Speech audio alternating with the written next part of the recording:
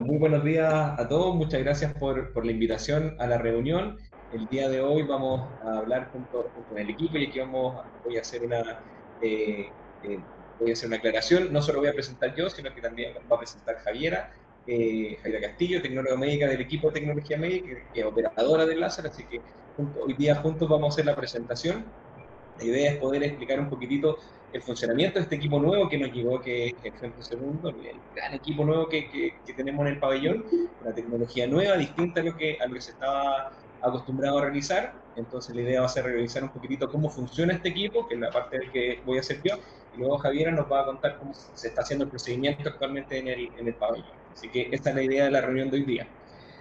Bueno, para comenzar, el equipo que tenemos hoy día, nuestra suite refractiva en Clínica Pasteur, está compuesta por estos dos láseres. Entonces, tenemos a la derecha de la pantalla el equipo que ya conocíamos, que teníamos ya hace un tiempo, que es el equipo Excimer, que es el EX500, un Wave Light, ese es el nombre de las plataformas de Alcon, que es el equipo Excimer, ¿ya? Y tenemos ahora este segundo equipo que se incorporó, otro láser distinto, que es el que tenemos a la izquierda de la pantalla, que es el equipo femtosegundo, un FS200. Ambos están conectados entre sí, y abajo se ve una especie de plataforma que pasa de uno a otro, en donde hay cables que los conectan, y entre ellos comparten la camilla, ya porque es necesario, porque este equipo se realiza primero un primer tratamiento en un equipo y luego la camilla se desplaza automáticamente hacia el otro láser. Y por ahí abajito, si lo alcanzan a ver, bueno, también todavía tenemos el microquerátomo en caso de que todavía sea necesario, porque claramente entendemos que esto tiene que ver con un tema de elección del cirujano y sobre todo con una migración progresiva al nuevo equipo. Ahora, el punto, ¿por qué tenemos dos láseres? ¿Por qué se incorpora un láser nuevo y por qué no el primero que teníamos digamos, no puede hacer lo que hace este segundo láser? Entonces, la idea es poder eh, explicar cuáles son las diferencias y por qué llega este segundo láser. En este caso tenemos aquí los dos equipos y básicamente el concepto a entender es que son dos principios físicos distintos sobre lo que realizan a nivel corneal. Por un lado, en el caso del femtosegundo, el principio físico que ocurre en el tejido es una fotodisrupción, ¿ya? Que es un concepto que voy a explicar profundamente a continuación. Y en el caso del Excimer, lo que tenemos es una fotoablación, que es el principio por el cual eliminamos el tejido corneal. Cada uno de estos láseres se genera de forma distinta. En el caso del femtosegundo, tenemos un láser que es de estado sólido, ¿ya? En donde hay una serie de diodos que al pasar pulsos eléctricos generan pulsos de láser, esto pasa a través de un oscilador y se genera el láser en particular. Esta condición hace que el láser tenga particularidades con respecto a la energía que vamos a revisar a continuación. En el caso del Excimer, ¿ya? Este equipo que es más antiguo en tecnología, digamos, se desarrolló hace más tiempo, es un láser Excimer en donde lo que se hace es que una partícula, una premezcla, un premix que normalmente viene en un gas, que está formado por una molécula de argón y una de flúor, tiene una cámara en donde esta mezcla se les pasan pulsos eléctricos, lo cual hace que los electrones cambien de orbital, se excitan y pasan a una orbital de mayor energía, y al cortarse el pulso eléctrico se devuelve el electrón a una orbital menor y ahí se genera el pulso de láser. Esta energía, por eso también, y este equipo consume gas, que finalmente se tiene que ir cambiando cada cierto tiempo. Esto hace que en el caso del Excimer nosotros contemos con un láser que sale a una frecuencia de 500 Hz, esa es la frecuencia que tiene, y tiene una longitud de onda de 193 nanómetros. ¿Ya? Eso es lo que se genera a través del láser Excimer. En el caso del femtosegundo, con este oscilador láser que tiene, lo que hace es que el láser de láser sale a otra energía muy distinta. La frecuencia va en el orden de los femtosegundos, ya estamos hablando de que un femtosegundo es 10 elevado a la menos 15 de un segundo, ¿ya? Y con una longitud de onda distinta, que en este caso son 1053 nanómetros. Y aquí es donde está la diferencia particular en el efecto que generan a nivel corneal. Con este elemento, esta combinación de alta energía con frecuencias de onda más largas, lo que generan es que pueda pasar a través de las estructuras transparentes del ojo, por ejemplo en la córnea, sin generar daño. Y nosotros podamos generar un foco específico en donde queremos que actúe. Que en este caso, por ejemplo, son los 120 micras a los cuales estamos haciendo hoy día los flaps, 120, 110 micras aproximadamente. Entonces podemos determinar un foco exacto donde actúe y las estructuras previas pasan sin que se vean afectadas. Eso genera, al punto donde hace el foco, genera una separación efectiva del tejido, que es a lo que finalmente se le llama todo este proceso de la fotodisrupción, y por sobre todo un principio muy importante es que no necesita sobreposicionamiento de los spots, es decir, nosotros el láser se aplica en un punto e inmediatamente pasa al siguiente, no necesita aplicar muchos puntos en ese foco. A diferencia del Excimer, que en donde esta combinación de energía de frecuencia de 500 Hz con una longitud de onda de 193 nanómetros, lo que hace es que este tipo de láser lo que hace es un quiebre de los enlaces moleculares y finalmente elimina tejido. Entonces remueve tejido en una cantidad que está muy bien ya determinada y estudiada, ya, en lo cual puede ser muy predecible la ablación que realizamos.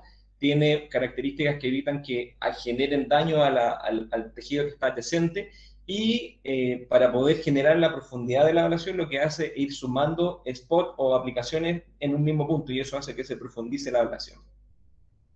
En particular, si vemos la interacción del láser tejido de cada uno de estos tipos de ablación, para poder hacerlo un poquitito más específico, vamos a ir un poquitito más atrás, de hecho, a donde tenemos la interacción termal, que no son estos dos tipos de aplicación de láser que vimos, sino que es uno más común, que es más antiguo todavía, que son, por ejemplo, los láser jack o los fotocoaguladores. Estos láseres que funcionan con calor, ya que es donde el principal, digamos, principio de funcionamiento es la alteración termal, generan la coagulación, que es claramente lo que no queremos en la córnea, pero es un tipo de acción que genera el láser. Luego tenemos la fotoablación, que ya estamos hablando aquí, cada vez vamos pasando a niveles energéticos más altos, en donde se genera esta rotura de los enlaces de moléculas, que finalmente genera la remoción del tejido en particular, pero sin generar una coagulación como en el anterior. Y por último tenemos la fotodisrupción, en donde este punto donde nosotros vamos a generar el foco, donde le indicamos al láser que haga el foco, lo que va a hacer ahí es que se va a hacer una ionización de los átomos con la formación de un choque acústico que finalmente lo que hace es hacer que el tejido se transforme y lo vamos a ver a continuación. Entonces, lo que me interesa que nos quede claro son estos tres principios de cómo funcionan los láseres ya en distintas opciones ya y que hoy día claramente lo que vamos a ver nosotros es la fotodisrupción. ¿Cómo se genera esta fotodisrupción? ¿Ya? Y aquí la idea es bastante física, pero la idea es poder entender, finalmente todo el proceso es poder entender cómo separan las capas de tejido. Tenemos el láser, que es esta digamos, forma amarilla que se ve acá, ya que nosotros lo estamos enfocando, le estamos diciendo al láser que haga foco en este punto, ¿ya? Como les digo, el foco nosotros lo programamos y es donde se hace la fotodisrupción. Entonces, cuando el láser llega a hacer este foco, se genera este choque acústico, ya que lo que hace es que finalmente una micra de tejido corneal se transforma por ionización en gas y vapor y se genera un plasma, ¿ya? Esto hace que, aquí tenemos el choque acústico entonces que se generó y hace que se genere una cavitación, es decir, se forma gas en la córnea, toma tejido de aproximadamente una micra para generar una burbuja y luego esta burbuja se expande y llega a tener un diámetro de entre 4 y 15 micras aproximadamente. Esto se hace de manera consecutiva, una tras otro, ¿ya? Aquí como vemos en la figura de al lado, entonces se aplica un primer pulso, se genera este primer plasma que después gravita o cavita a hacer una burbuja y se van colocando una al lado de otra, sin que se topen inicialmente. Y ese es el principio. Una vez que todas estas burbujas se unan, es cuando vamos a generar la separación del tejido o la fotodisrupción. Acá lo tenemos un poquitito más en detalle. Necesitamos aplanar la córnea. ¿Por qué? Porque eso nos va a hacer que todas las irregularidades en la curvatura se eliminen y podamos hacer foco en un punto específico. ¿Ya? Como yo les comentaba, esto en general nosotros vamos a programar que se haga 120 micras, por ejemplo. ¿Ya? Donde se está haciendo este foco, se genera esta pequeño plasma con una burbuja. ¿Ya? Al generarse gas, lo que se genera es que se genera CO2. Y ese CO2 en parte se queda ahí, pero también puede haber CO2 que se elimina, que se arranca. Y por eso es súper importante parte de lo que se hace en la fotodisrupción con el femtosegundo, que es un canal en donde eventualmente el gas que se produzca también puede escapar, ¿ya? Que después lo vamos a ver en detalle. Entonces, todos estos pulsos cuando se van haciendo de manera continua, uno al lado de otro, como vemos en la figura que está acá al costado, se van haciendo uno al lado del otro y finalmente, entre miles de pulsos que se van haciendo, ya se forma esto que después va a pasar a ser una línea continua en donde creamos el flap que nosotros estamos indicando, lo cual hace que sea muy, muy preciso en verdad y es la diferencia más fundamental, junto con otros riesgos que existen con respecto al microqueratoma.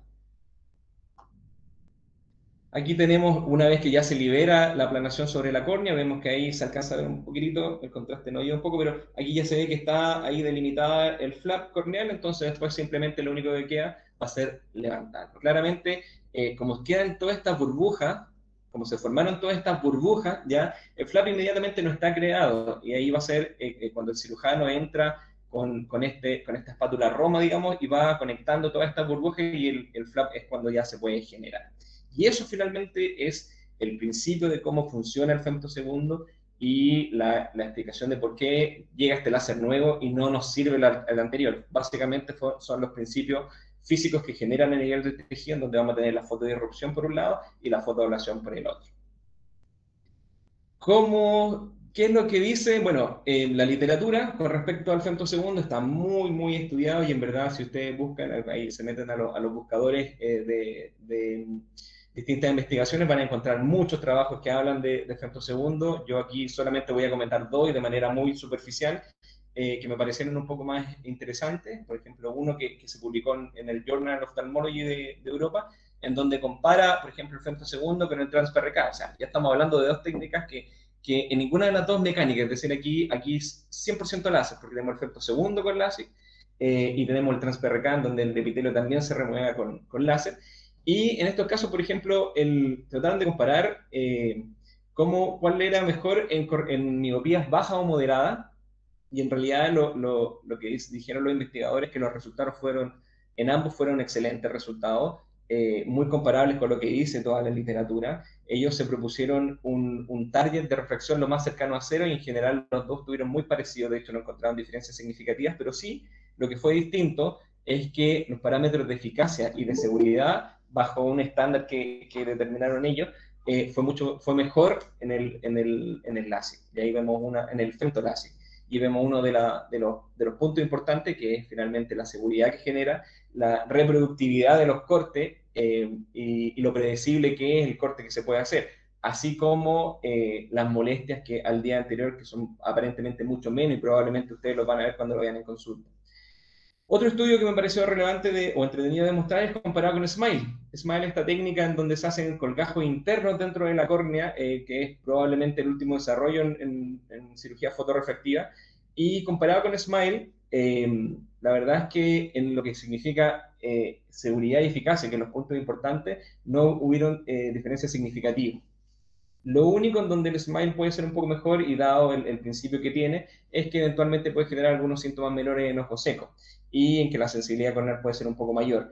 Pero si lo vemos desde el punto de vista refractivo y desde el punto de vista de la seguridad que se está generando, femtosegundo no tiene ninguna diferencia ni que perder tampoco frente a esta técnica nueva. Así que en realidad estos son parte de los estudios que me interesaba compartirles, pero como les digo, la idea es crear un poco de curiosidad, no hay que puedan buscar, porque que hay mucho en verdad con respecto al femtosegundo.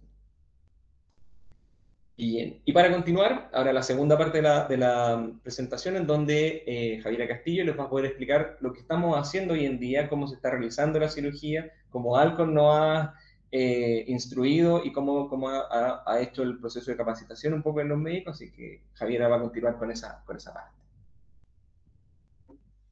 Buenos días.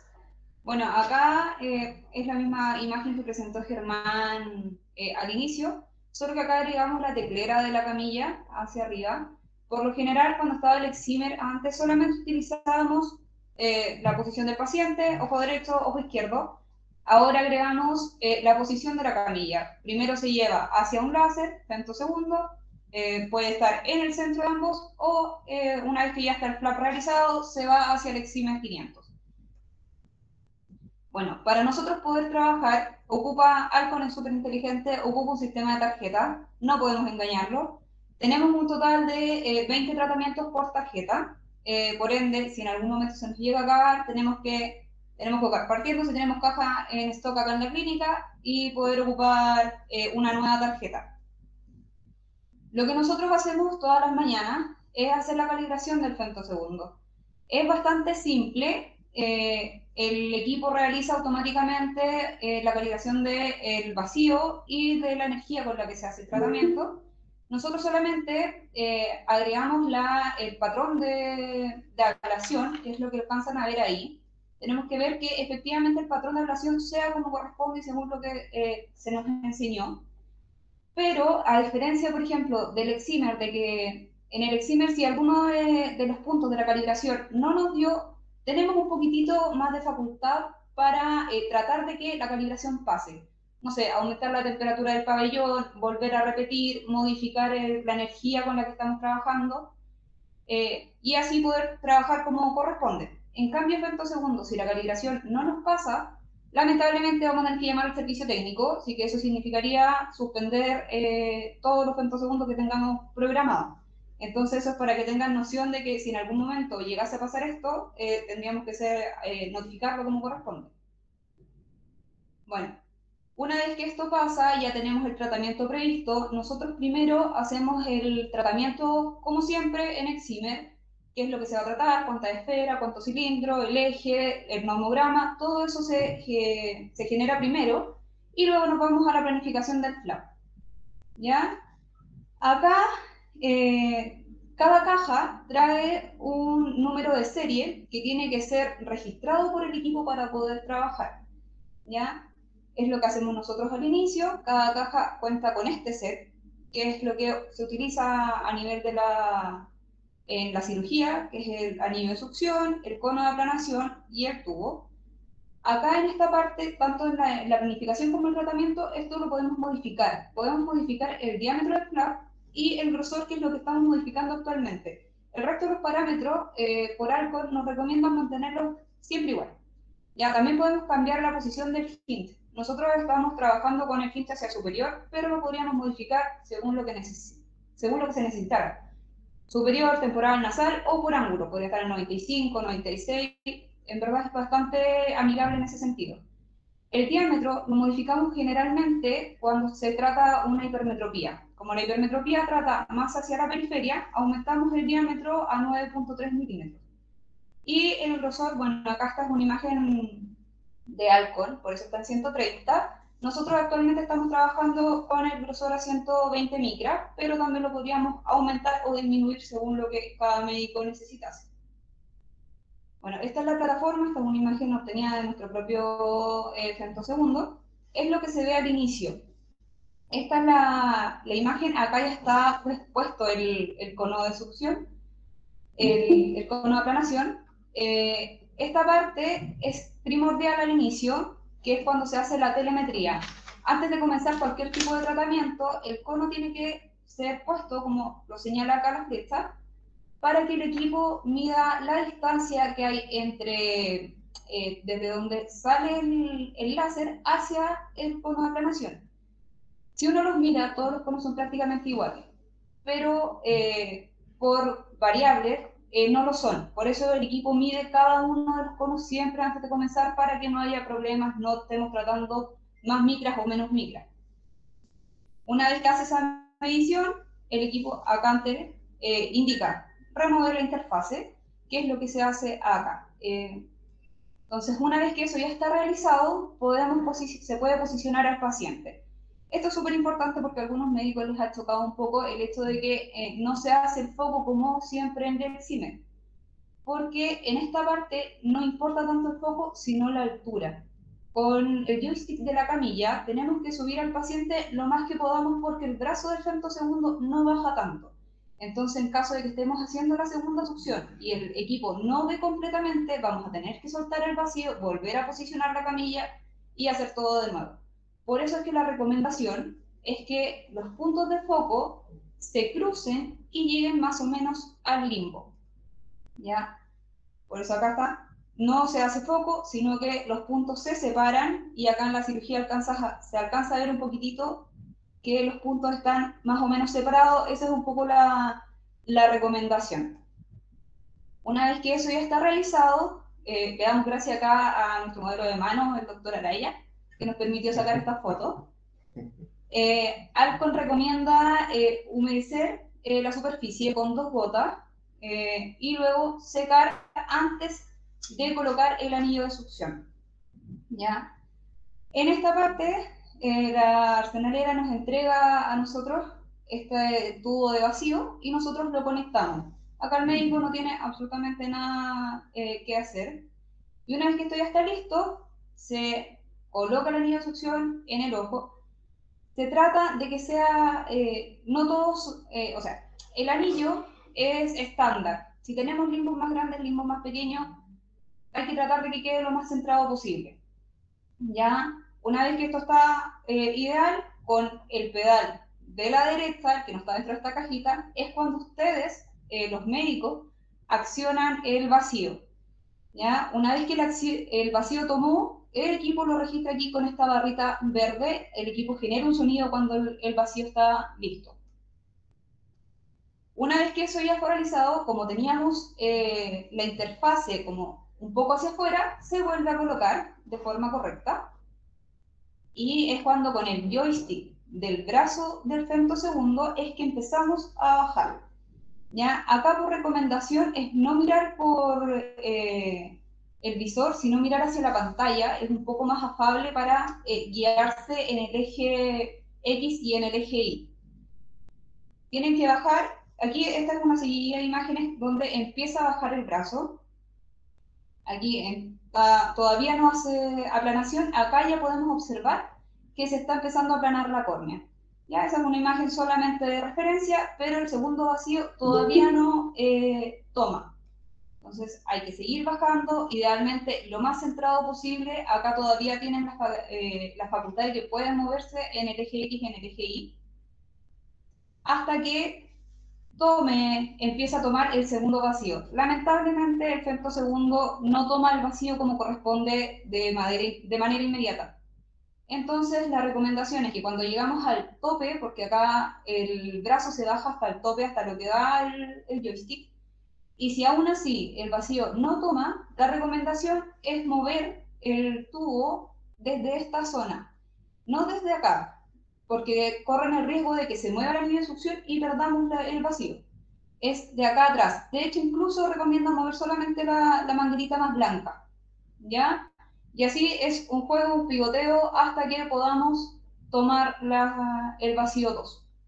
Una vez que se genera este vacío 2, aparece este anillo, que es la forma del flap.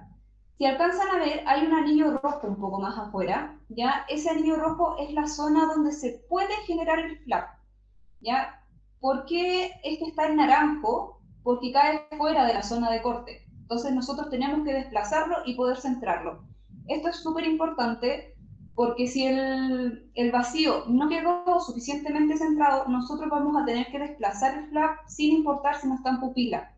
¿Ya? Porque tenemos que asegurarnos de que el flap quede dentro de la zona de corte para evitar que nos queden flaps incompletos. ¿Ya? Esta parte tarda un poquitito en el equipo porque la base de datos que tiene el equipo es muy grande. Entonces, en esta parte juega también un poco el topolizer, porque el flap también se genera en base al topolizer. Compensa un poco la ciclotorsión. Entonces, tarda un poco en encontrar la imagen correcta antes de que nos aparezca así. Primero aparece con línea discontinua y después con la línea continua en naranjo. ¿Ya? Entonces, cuando aparece así, es donde entramos nosotros a trabajar en verdad y podemos mover el flap hacia donde lo estimemos conveniente. Para eso está esta teclera que está acá al costado, ¿ya? Esta zona es para agrandar o disminuir el canal según el menisco. Acá en la imagen, la verdad, no se nota mucho dónde está el menisco, que es la zona donde debiese ir el canal para que las burbujas que mencionó Germán previamente escapen y no generemos, por ejemplo, una OL. Lo ideal, y que nosotros igual estamos solicitando a los médicos, es que si bien nosotros desplazamos el flap a donde estimemos conveniente, lo ideal es que ustedes nos confirmen que esa es la posición donde necesitan que el flap esté. ¿Ya? En realidad ustedes lo que se tienen que hacer cargo de esa posición, nosotros solamente lo desplazamos. Una vez que quedamos de acuerdo con los médicos, nosotros activamos acá, si se dan cuenta, este punto aquí está en gris, aquí está en amarillo. Una vez que está en amarillo es cuando ya pueden accionar el pedal de la izquierda, el que está dentro de la cajita, para que comience a trabajar el femtosegundo. Ya acá podemos observar el canal, no se nota tanto, pero aquí hay una zona donde está lleno de burbujitas, que es hacia donde está saliendo el gas, ¿ya? Y así es como comienza a avanzar en el flap que nosotros decidimos tratar. Una vez que llega al 100% la barra, el vacío se suelta automáticamente. Ya llega al 100% y el vacío se suelta, no hay que apretar absolutamente nada. Y acá solamente basta liberar con el mismo joystick del femtosegundo, liberar hacia arriba para nosotros ya poder liberar la camilla y que el paciente pueda trasladarse hacia el láser excimer. Esto no es tanto de femtosegundo, pero nosotros igual nos encontramos que es un poco importante recalcar que a diferencia del corte realizado con el microterátomo, el topolizer acá tenemos que hacerlo una vez que se levanta el flap. Y es más que nada porque para nosotros poder hacer esto necesitamos detectar la pupila. Y como esta zona está llena de burbujas, el equipo no es capaz de detectar la pupila. Entonces, por eso necesitamos que el flap se levante. Ya, esa es solamente una diferencia que tiene entre ambos equipos y que queríamos recalcar que por qué se hace el topolizer ahora después de levantar el flap es por eso, porque no podemos detectar la pupila previamente. Y esa fue nuestra presentación para el día de hoy de la reunión clínica. Muchas gracias.